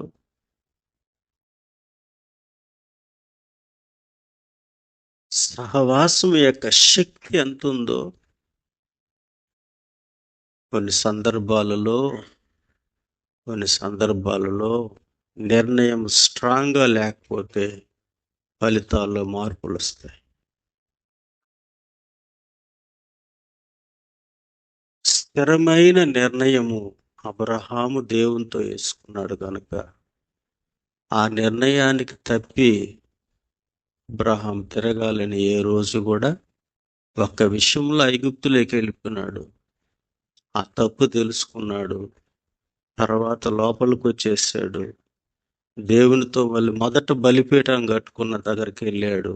ప్రార్థన చేసుకున్నాడు, ఏడ్చుకున్నాడు, దేవునితో సహవాసం. ఎందుకంటే ఎక్కడ కూడా నీ దర్శనం నాలో చెరిగిపోకూడదు నాయన, నీ ఉద్దేశం నా జీవితంలో భంగం అవ్వకూడదు నాయన. అబ్రహాములో ఉన్నటువంటి ఆ లోతైన అనుభవము చక్కటి పునాది వేసుకున్నాడు. నా ప్రియమైన దేవుని బిడ్డలారా, అందుకే ఆయన అంటాడు, గుడారములో నుంచి దుర్మార్గతను నీవు దూరముగా తొలగించిన ఎడల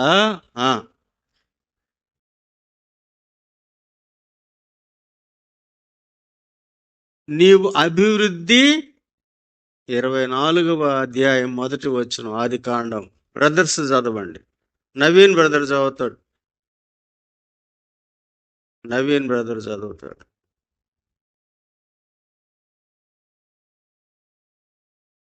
ఆదికాండం 24వ అధ్యాయం 1వ వచనం.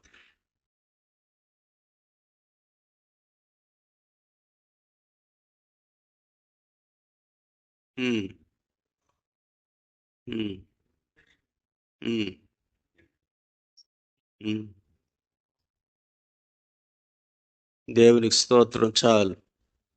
అన్ని విషయములలో దేవుడు అబ్రహాముని ఏం చేశారంట? యోబు గ్రంథంలో ఉన్న మాట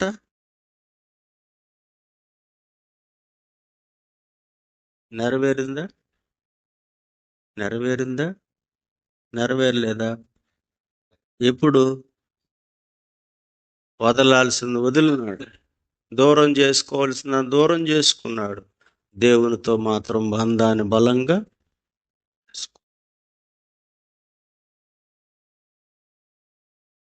అందుకే యెహోషాపాతు అన్నాడు, నీ స్నేహితుడైన అబ్రహాము అన్నాడు. దేవునికి మహిమ కలుగును గాక. దేవుడే అన్నాడు యెషయా గ్రంథం 41లో నాకు చదువుకున్నట్టుగా, నా స్నేహితుడైన అబ్రహాము సంతానమా అన్నాడు.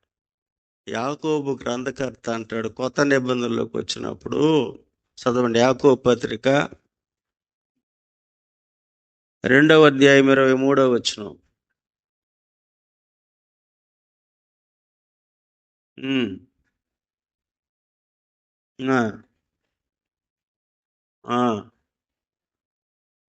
హల్లెలూయా. మరియు అబ్రహాము దేవుణ్ణి నమ్మకమైన స్నేహం చేసెను. ఎవరితో? దేవునితో. ఎవరు?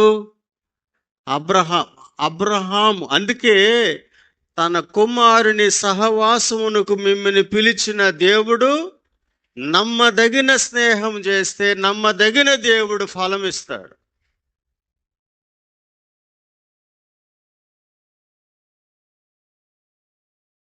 స్నేహంలో కష్టాలు ఉండొచ్చు, ఇబ్బందులు ఉండొచ్చు, స్నేహాల్లో రకరకాల అనుభవాలు ఉండొచ్చు. కానీ స్నేహం గొప్పదైతే కష్టాలు సులభమైపోతాయి.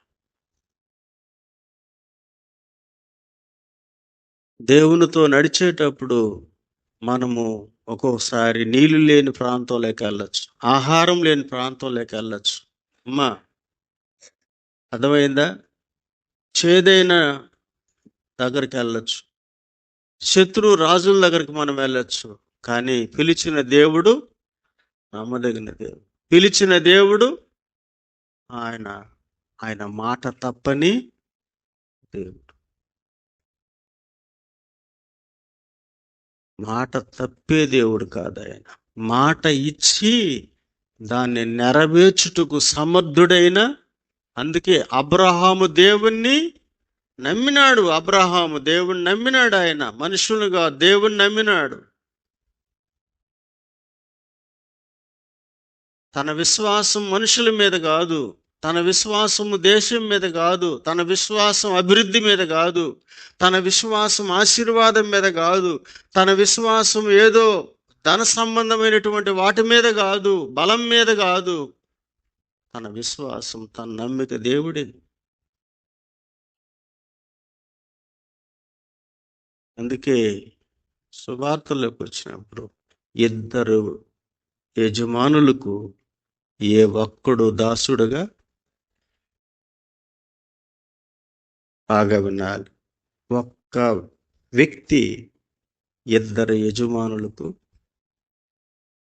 ఉంటే దేవుడి కన్నా ఉండు, లేకపోతే ఈ లోక ధనముతోనన్నా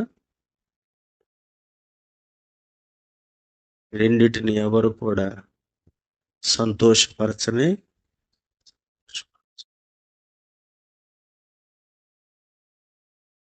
ఈరోజు బాగా లోతుగా ఆలోచించి మన పునాది బాగుందా లేదా, అది ఎలా పునాది వేసుకున్నాం. ఇద్దరు పునాదులు చూపించినాను. అబ్రహాము పునాది, రూతు పునాది. కనబడలా? వింటున్నారా? రూతుకు పునాది లేదా? వార్పు అది ఉంది ఇసుక మీద. ఆ వాక్యం లేదు. ఏ వాక్యము? ఆయన నోటి ఉపదేశమును అవలంబించే దగ్గర చాలా వదులుకోవాల్సి వస్తుంది. అవలంబించే దగ్గర కొన్ని వదులుకోవాల్సి వస్తుంది, కొన్ని మానుకోవాల్సి వస్తుంది, కొన్నిటికి దూరం అవ్వాల్సి వస్తుంది, కొన్నిటితో ఖచ్చితంగా మాట్లాడాల్సి వస్తుంది. ఎప్పుడు?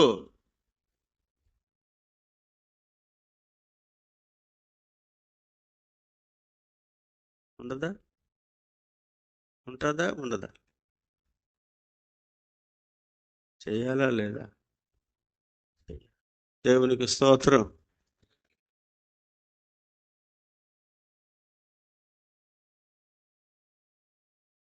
ఒక మాట అంటారు, దేవుని పక్షంగా నిలబడడానికి ఎస్తేరు ప్రాణాన్ని కూడా తెగించి, ఒకవేళ నేను నశించిన కానీ నిలబడతా. ఇది ఉండాలి. నష్టమే వస్తుందా రాని నిలబడతా, కష్టమే వస్తుందా రాని నిలబడతా, అవమానాలు వస్తాయా రాని నిలబడతా, ఒకవేళ నన్ను తక్కువ చేస్తారా చేయని నిలబడతా. ఎవరితో?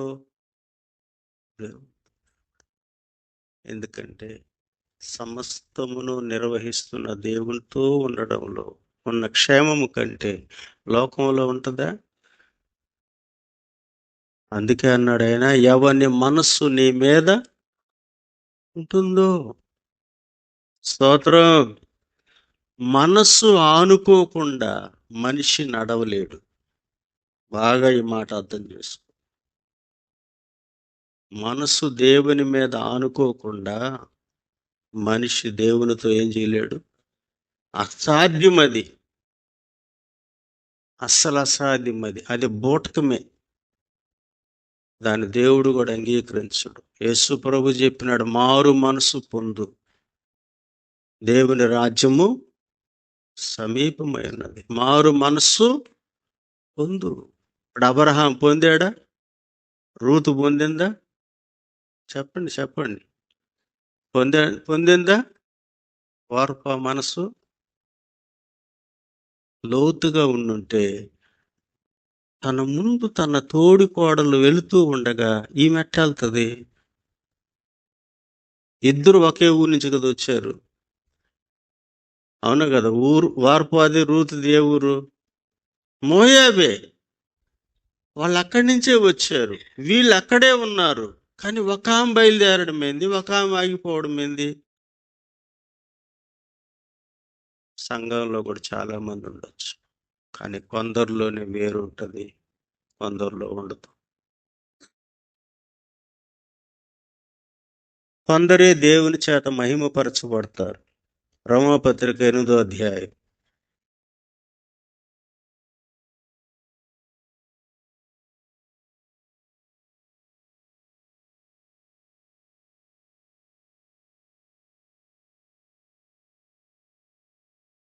ఇరవై 29:30.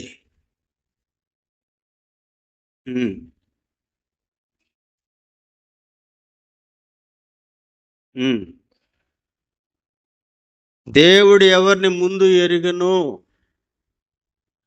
తన కుమారునితో, హల్లెలూయా, ఏం కావాలంట? తన కుమారునితో ఏం రావాలి? సారూప్యం అంటే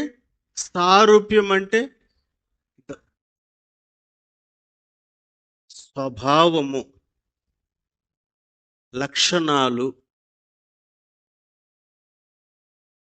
కుమారునితో సారూప్యము గలవారై అంటే దేవుని యొక్క మనస్సు కలిగిన వారై, దేవుని వాక్యములో ఉన్నటువంటి ఆ లక్షణాలు కలిగినటువంటి వారై. అందుకే చీకట్లో నుంచి ఆశ్చర్యకరమైన తన వెలుగులోనికి పిలిచిన వాని గుణాతిశయములో. జతమా వినాలి, మీరేమనుకోబాకండి.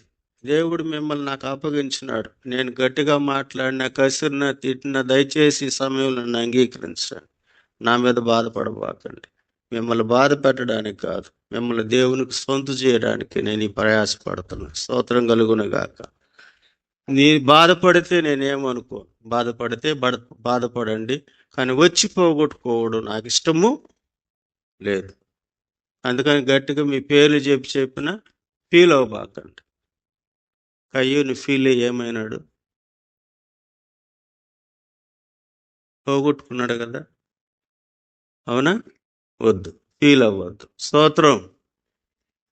నాకు మీ మీద, ఎవరి మీద వ్యక్తిగత అయినటువంటి ఇదేమీ ప్రభువుని బట్టే నేను మీతో మాట్లాడుతున్నాను. ఇప్పుడేం చెప్తున్నాను చెప్పండి.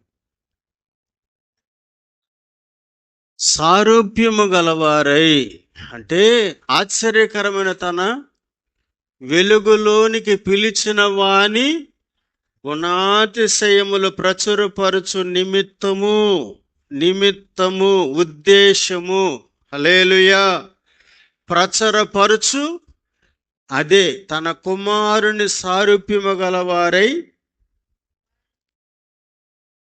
సారూప్యము గలవారగుటకు వారిని ముందుగా, చూడండి 30వ వచనం చూడండి. మరియు ఎవరిని ముందుగా నిర్ణయించునో వారిని ఏం చేశారంట? పిలిచాడు. నిన్ను పిలిచాడు దేవుడు.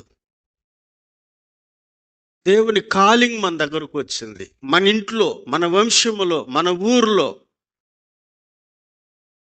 మీ ఇంట్లోకి వచ్చింది పిలుపు. చాలామంది అన్నదమ్ములు ఉండొచ్చు, చాలామంది బంధువులు ఉండొచ్చు, రక్త సంబంధికులు ఉండొచ్చు, కానీ పిలుపు మన దగ్గరికి వచ్చింది. ఇది ఎవరి పిలుపు? ఇది దేవుని పిలుపు. అందుకే చూడండి, మరియు ఎవరిని ముందుగా నిర్ణయించునో, నిర్ణయం ఎక్కడ జరిగింది? పరలోకంలో జరిగింది. అందుకే ఎఫెసీ గ్రంథకర్త అంటాడు, భూమి పునాదులు వేయబడక మునిపే నా తండ్రి చేత ఏర్పరచబడిన వారని. స్తోత్రం కలుగునగాక. భూమి రవ్వంతైనా కలగక మునిపే క్రీస్తులో నేను మిమ్మల్ని చూసినాను అనే మాట.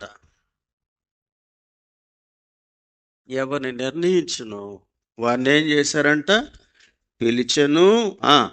ఎవరిని పిలిచును వారిని ఏం చేశాడు? అబ్రహాము దేవుని నమ్మెను, అది అతనికి నీతిగా ఎంచబడెను. అబ్రహాము దేవుణ్ణి నమ్మినాడు. నమ్ముట నీ వల్ల అయితే, నమ్మి బాప్తిసం పొందినవాడు ఆయన యందు నమ్మకం ఉంచటం వల్ల మనం స్థిరపరచబడతాం. విశ్వాస విషయంలో బలహీనుడు కాలేదు అబ్రహాం. ఏండ్లు మీరిన వృద్ధుడైనప్పటికి కూడా ఆయన విశ్వాసంలో బలహీనుడు కాలేదు. అందుకే ఇక్కడ రాయబడిన మాట ఏంటంటే, చూడండి పిల్లరా, ఎవరిని పిలిచినో వారిని నీతిమంతులుగా తీర్చును. ఎవరిని నీతిమంతులుగా తీర్చునో వారిని ఏం చేశాడు? ఇప్పుడు యెహోషాపాతు అన్నాడు, నీ స్నేహితుడైన అబ్ర అబ్రహాం స్తోత్రం. మహిమపరిచాడా? ఎట్ట మహిమపరిచినాడు?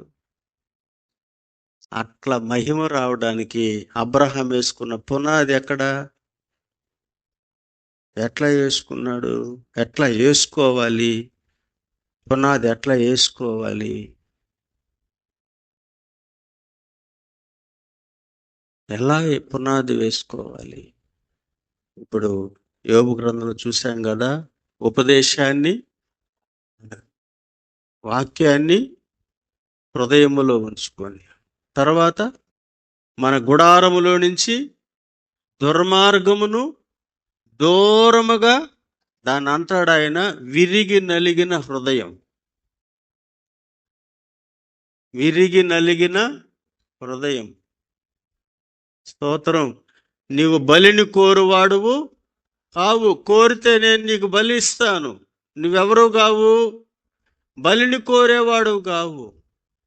విరిగి నలిగిన హృదయమే నీకిష్టమైన బలి. ఎక్కడ పడ్డదండి విత్తనం? ఎక్కడ పడింది విత్తనం? హెబ్రీ పత్రికలో అంటాడు ఆయన, హెబ్రీ పత్రికలో 11వ అధ్యాయము 24వ వచనం చదవండి.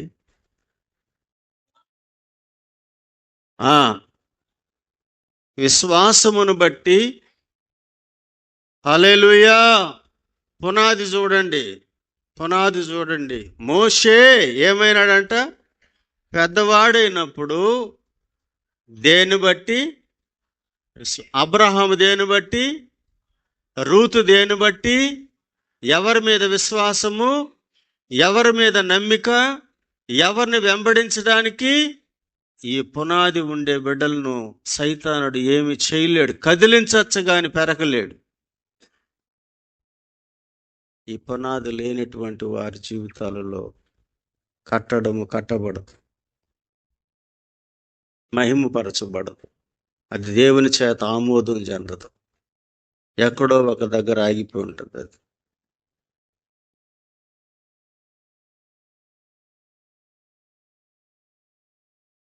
దీని కొరకు ఒక వ్యక్తి ప్రభు పాదాల దగ్గర మోకరించాలి. లోతుగా తన పాపాన్ని ఒప్పుకోవాలి, పశ్చాత్తాపపడాలి, తన జీవితంలో ఉన్నటువంటి ప్రతి చెడును. అందుకే నీ గుడారములో నుంచి దుర్మార్గతను నీవు దూరముగా దూరముగా.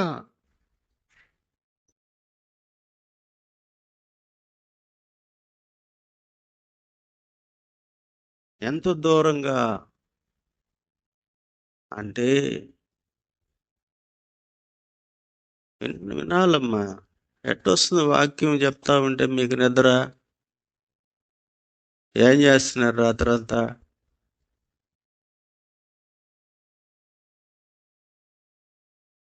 వాక్యం వినేటప్పుడు ఎట్లా నిద్రపోతారమ్మా మీరు? వాక్యపు భయము, వాక్యపు ఆశ ఉండేవాళ్ళు వస్తుందా నిద్ర? ఆ భయం ఉండే వాళ్ళకి ఒకసారి అంటుంటారు చూడు, నీకు ఒంట్లో భయం ఉంటే కదా అంటారే, ఉండాలా వద్దా? బయట పోయిన తర్వాత గొప్పలు చెప్పడం కాదు, ఏడున్నప్పుడు గొప్పగా వినాలి దేవుని వాక్యాన్ని. నన్ను కఠినంగా మాట్లాడినేయండి మీ మేలు కోసం. హల్లెలూయా. నిద్రపోవడమేందండి, దేవుని మందిరంలోకి వచ్చి నిద్రపోవడమేందండి. ఎంత సైతాను మిమ్మల్ని ఆవరించేసి ఉండకపోతే మీకు నిద్ర వస్తుంది మందిరంలో.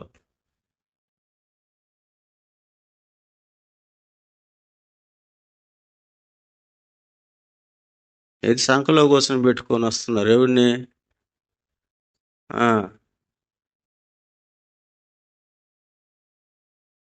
వాక్యం దగ్గర హుషారుగా ఉండాల, రోషంగా ఉండాల. నిద్ర వచ్చే మత్తు ఉంటే ఉపవాసంతో రావాల.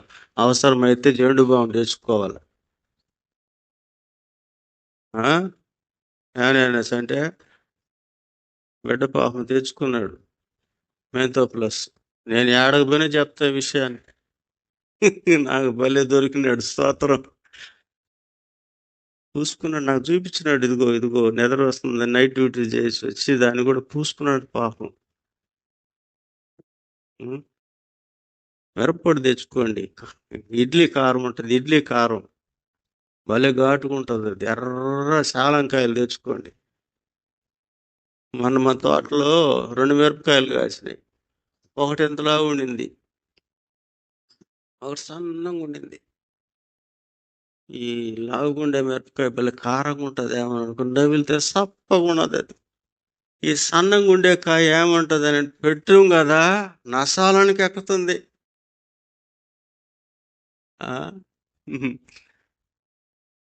ఓయమ్మో, ఇది పెట్ట కొంచెమైనా అట్టాడు మిరపకాయని తీసుకొని వస్తా. మన చింత గింజలు స్థాయిగా నవలతో కూర్చున్నారు, అది పని చేయలే. ఆల్రెడీ ప్రేయర్కి హల్లెలూయా. అవసరం వాక్యం వినడానికి ఏం చేసుకుంటే తప్పండి. కిషోర్ పాస్టర్ ఉన్నారు కదా, తెలుసా మీకు? తిరుపతిలో సేవ చేస్తున్నాడు.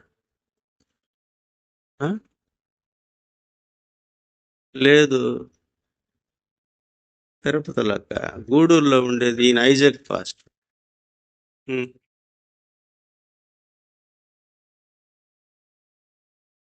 ఎక్కడ కిషోర్ పాస్టర్ ఉండేది? ఆడే చెప్పండి. పాస్టర్ గారు మిలిటరీలో ఉండేటప్పుడు ఒకసారి వచ్చినాడు ఆల్ నైట్ ప్రేయర్కి. నిద్ర వస్తుంది ఆయనకి. అప్పుడు పక్కన ఒక సహోదరుడు ఉన్నాడు, దయాకర్ అని. ఈ మధ్య ప్రభునందు నిద్రించినాడు తమ్ముడు. ఆయనకి ఇచ్చినాడు.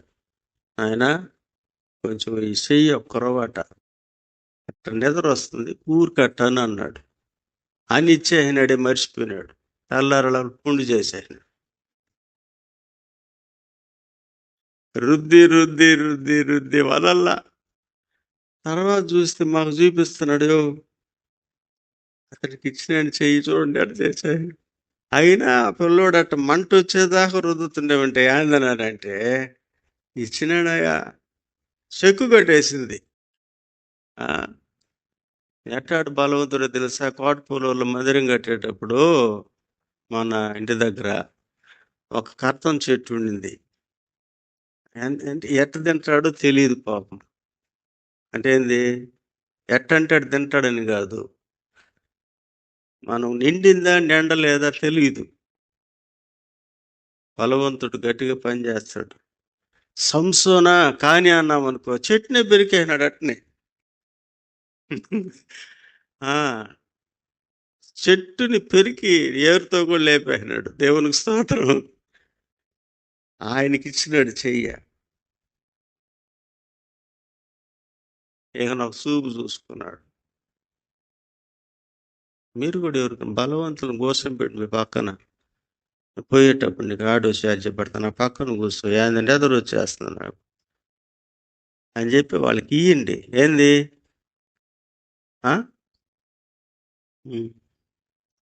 నిద్ర రాదు.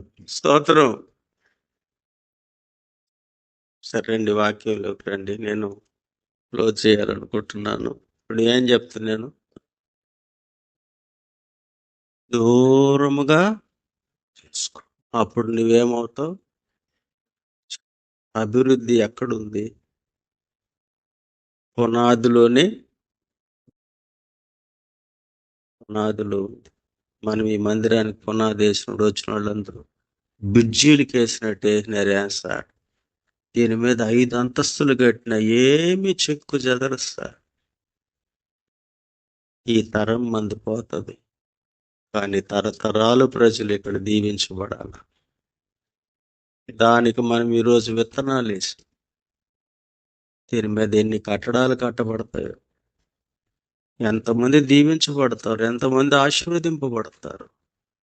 అందుకే నీ పునాది, ఇందాక ఆయన గురించి రాయబడిన మాట, మోషే పెద్దవాడైనప్పుడు శ్వాసమును బట్టి ఐగుప్తు ధనము కంటే క్రీస్తు విషయమైన ఎవరిలో అయితే ఐగుప్తు అనుభవాల కంటే, స్తోత్రం, ఐగుప్తులో మోషేకున్నటువంటి అనుభవం ఏం తెలుసా?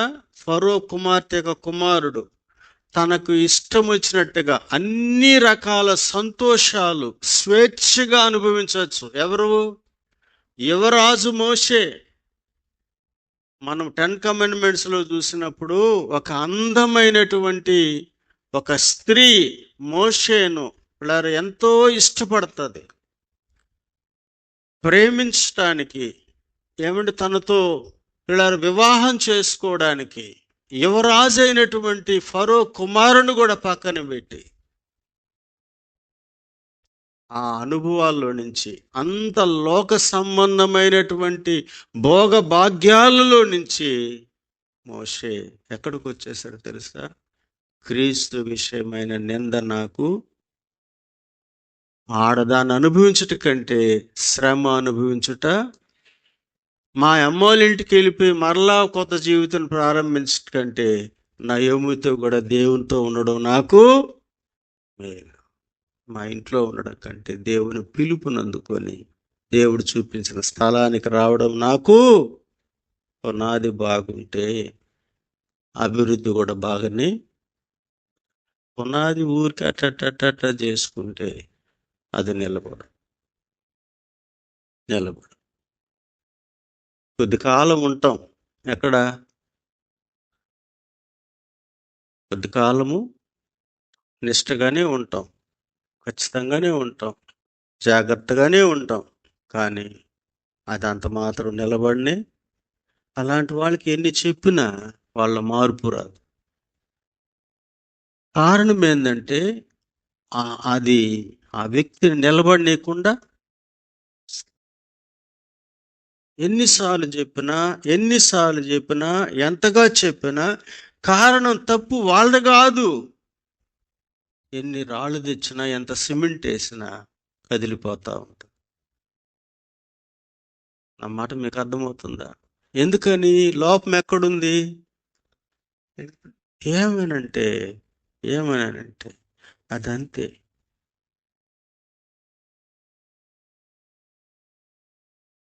బాగలేదు. అందుకే కదా అన్నాడు, 3 సంవత్సరాలు నేను చూశాను, ఆ చెట్టులో ఫలమేమి కనపడలేదు. 3 సంవత్సరాల నుంచి చూశాను. 3 సంవత్సరాల నుంచి మార్పు వస్తుందేమో, మారుతారేమో, చదువుతారేమో, నేర్చుకుంటారేమో, కనబడతారేమో, వినబడతారేమో, దేవుని కొరకు వాడబడతారేమో, ఫలిస్తారేమో, కొన్ని ఆత్మలు ప్రభు దగ్గర నడిపిస్తారేమో, మార్పు చెందుతారేమో, నిలబడతారేమో అని 3 సంవత్సరాల నుంచి చూస్తున్న ఆ చెట్టు అలాగనే ఉంది, కానీ దాంట్లో ఫలమేమి. అందుకని నరికేయాలనుకున్నప్పుడు తోటమాలిచ్చి గోజారినాడు. ఈ సంవత్సరం కూడా దాంట్లో రాళ్ళు. హల్లెలూయా. ఏమంటున్నాడు ఆయన? గుడారములో నుంచి రాళ్ళు కదా తీసేస్తాడు. నీ గుడారాన్ని, మన జీవితాన్ని పాడు చేసే రాయి తీసేసి వాక్యం అనే ఎరువు, అదే నా ఉపదేశము అనే వాక్యము అవలంబించినప్పుడు వాళ్ళు గొప్పగా వాక్యానికి తావు లేకుండా, ఉపదేశానికి ఇష్టం లేకుండా, దేవునితో సహవాసం చేయడానికైనా లోతు పునాది లేకుండా ఉంటే వార్పాలాగా మనం వినబడతానే ఉంటాం. వెళ్ళిపోయింది, నిలబడలేదు, మరలా అనుభవం, అలాగా. కానీ రూతుల గురించి రాయబడిన మాట, ఆ ప్రజలు అంటారు రూతుల గురించి ఒక మాట అంటారు, ఇశ్రాయేలీయుల వంశాన్ని అభివృద్ధి చేసిన లేయా రాహేలు వంటి దానవు కదా.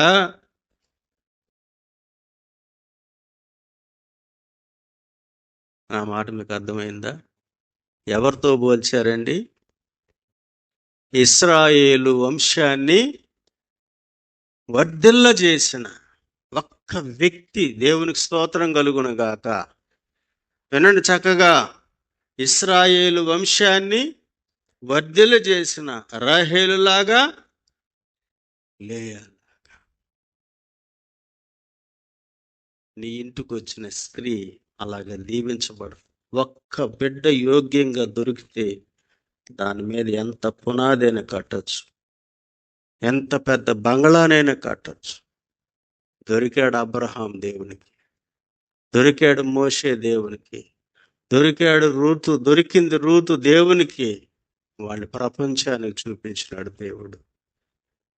వదలాల్సిన వదిలినారు, నిలబడాల్సిన దగ్గర నిలబడ్డారు, రాళ్ళు ఏర్పాడేశారు, కావలసినంత ఎరువు. అందుకే ఈరోజు ఈ సంవత్సరం ఇది మన 31st నైట్ వాక్యోపదేశం. సమయాన్ని బట్టి నేను దాన్ని అట్లా క్లోజ్ చేసేసాను.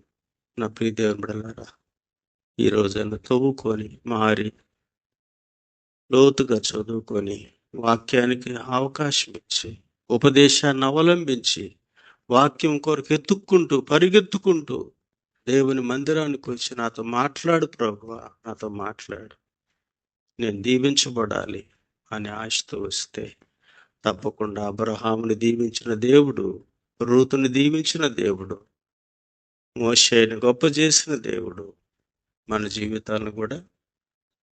స్తోత్రం.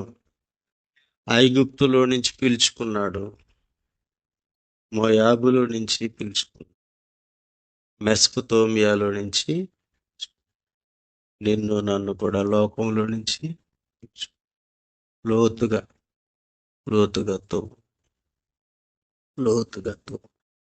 కన్నీటితో పశ్చాత్తాపపడు, కన్నీటితో ప్రార్థన చేయి, విరిగి నలిగిన హృదయాన్ని తెచ్చుకో, ప్రభు దగ్గర ఏడు.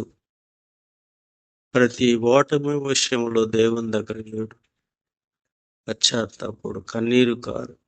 ప్రభువా, నా పునాది సరిగా లేదు అని నాకే అనిపిస్తూ ఉంది, అది నాకు తెలుస్తుంది.